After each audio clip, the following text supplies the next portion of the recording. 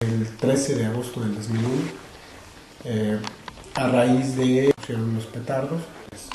Entonces nos quitaron el delito de modificación de artificios explosivos, nos quitaron el delito de terrorismo, nos quitaron el delito de daño en propiedad ajena. La entrada al penal es muy fuerte, ¿no? De ser estudiantes y llevar una vida como cualquier ciudadano. La entrada al penal de máxima seguridad es que te desnuden prenda a prenda, siempre gritándote un oficial, ¿no? Con perros al lado, ladrándote, los oficiales simulando que te avientan a los perros, desnudo a hacer sentadillas, que te revisen el ano, hacer buches de agua, ¿no? Y revisiones nocturnas sin previo aviso, y pues muy difícil para uno siendo estudiante vivir toda esa parte, ¿no? Ya posteriormente se da cuando nos trasladan ya a la población, se da toda una lucha porque nos permitieran tener libros, por tener periódicos, por seguir estudiando en la universidad. Son penales de alta seguridad y es un poco el régimen parecido aquí a lo que le llaman FIES, es decir, que no permiten libros, no te permiten revista, no te permiten periódico, la visita es cada 8 días durante 4 horas y por los procedimientos para entrar la visita se reduce a 2, a 3, a veces hasta 1 hora. Solamente puede visitar el familiar directo, algunos amigos muy cercanos y tu abogado. Actualmente ya los amigos ya no pueden visitarte, únicamente familiares y abogados.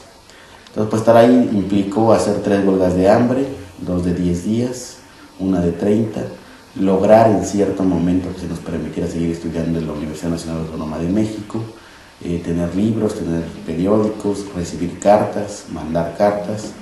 Y ya en el 2005, en enero, todo eso que se había ganado se pierde porque entra el ejército disfrazado de policía al penal, toma el control del penal y entonces ahí se acaba absolutamente todo. No hay trabajo, no hay estudio, pasa uno encerrado 23 horas al día en una celda de 1,5 metros por 3 metros. Son celdas, en la mayoría de los casos, de 2 personas y solamente un pasillo, un módulo de celdas individuales, o eso era antes del 2005. Cada vez que uno baja al comedor tiene que desnudarse, hacer sentadillas, esperar a que todos salgan de su celda y hacer lo mismo. En el comedor solamente te permiten de 5 a 10 minutos, es decir, que no puedes comer, sino prácticamente tragar. No puedes hablar con los demás presos, siempre tienes que llevar la cabeza abajo, las manos atrás. No puedes hablar con los demás presos. Si en el patio hay más de 3 presos juntos, te disuelven. No pueden estar más de 3 presos juntos. Entonces toda la parte de pues prácticamente el encierro de 23 horas en un ocio forzoso, que pues, el ocio forzoso es tortura, ¿no? En la noche que los oficiales estén pasando y estén golpeando con sus porras o toletes la celda, tienes todo el tiempo la luz prendida, ¿no? O sea, no apagan la luz de la celda. Entonces, pues todo ese tipo de circunstancias pues, son bastante fuertes, ¿no? Y la agresión del penal no solamente hacia el preso, sino hacia la familia. En el caso de nuestros familiares, pues tenían que bajarse los pantalones a la altura de las rodillas, en algunos casos bajarse la ropa interior, en el caso de las mujeres, quitarse la camisa, quitarse el sostén y levantarse las mamas, ¿no? Entonces todo ese tipo de revisiones pues, es una agresión directa hacia el familiar del preso. Y este tipo de procedimientos es innecesario porque los penales cuentan con la tecnología suficiente como para no tocar a la visita. Es decir, tienen detectores de metales, detectores de explosivos, una aspiradora de sustancias tóxicas, perros entrenados y tienen incluso una cámara de rayos X que permite ver la silueta del cuerpo y ver si la persona tiene algún elemento ilegal introducido en algún orificio. Entonces toda esa parte y ese tratamiento hacia la familia es innecesario, además de ser innecesario es ilegal y es violatorio a los derechos humanos. Pero se hace con el objetivo de que la familia abandone al preso y una vez que abandone el preso, pues la autoridad podrá hacer lo que quiera con la persona que esté privada de su libertad. ¿El penal está en México, Distrito Federal, o está lejos? En un inicio hay 3 penales federales de alta seguridad, uno que está en el Estado de México, que está como a 1 hora, hora y media de la Ciudad de México, otro que está en la ciudad de Matamoros, que está como a 12 horas de la Ciudad de México, y otro que está en Guadalajara, que está como a 6 horas y media del Distrito Federal. Hay 2 nuevos de mediana seguridad, uno que está en Nayarit, que está como igual 14 horas de la Ciudad de México, y otro que está en Perote, que está como a 5 horas de la Ciudad de México. ¿Y qué estabais vosotros? Yo estuve en el penal del Altiplano, que está a hora y media. Mi hermano estuvo en el penal del Altiplano y también en el de Matamoros, que está en el 12 horas, mi hermano Antonio. Y mi hermano Héctor estuvo en el penal del Altiplano y en el penal de Guadalajara, que está a 6 horas del Distrito Federal. Y nosotros somos del Distrito Federal, entonces que nos mandaran a Matamoros o a Guadalajara, pues implicó que la familia no nos pudiera visitar.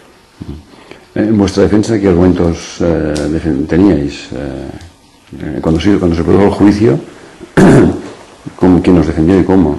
Bueno, en un inicio quien toma la defensa del caso es Pilar Noriega, y con ella otros abogados, Digna Ochoa, Leonel Rivero, y ellos son nuestros abogados de agosto a octubre, porque en octubre, bueno, un poco antes, Pilar Noriega toma un puesto en una comisión de derechos humanos, deja encargada a Digna Ochoa, pero el 19 de octubre del 2001 Digna Ochoa es asesinada en su despacho, y entonces quedamos en ese momento en indefensión jurídica, y el proceso judicial en nuestra contra inicia o sigue, y nosotros en esa circunstancia. De hecho, la primera audiencia que tuvimos fue 2 días después del asesinato de Digna Ochoa, y el juez da por vista la audiencia por falta de interés de la defensa, ¿no? Entonces, nuestro proceso jurídico estuvo lleno de irregularidades.